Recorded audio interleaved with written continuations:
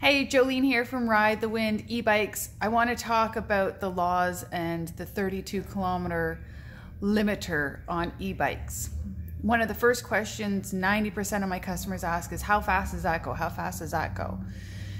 The truth is that these bikes can go much faster than 32 kilometers. A few things affect that, like the motor, the controller, and obviously the voltage. It is a 48 volt e-bike is not going to go as fast as a 72. So a lot of dealers won't tell you how fast that bike goes because they're afraid, and it's thought that the dealer takes the responsibility of how fast these bikes go, or if the customer removes the limiter. My stand on this is that I don't take responsibility for somebody who has taken the limiter off and has chosen to drive their e-bike more than the 32 kilometers an hour. It's like going back to a dealership and complaining about somebody who bought a car, like a Toyota or a Ferrari or whatever, and going back to that dealership and saying, hey, that person's speeding. It's not the dealership's responsibility or problem if that person has chosen to go over the speed limit. Same thing with e-bikes.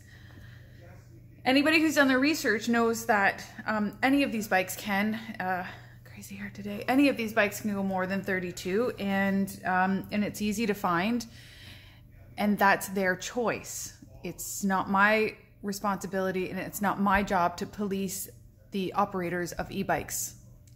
It's just not. So I hope that has some clarity. I'm not trying to be rude or defensive or anything. I just think that every person is responsible for themselves. That's it.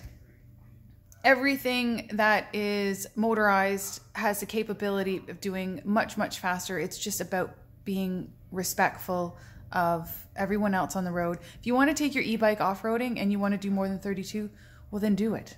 But when you're on the road, you got to follow the rules, whether you are a vehicle driver, a bus driver, a cyclist, a pedestrian. Everybody has to follow the rules of the road.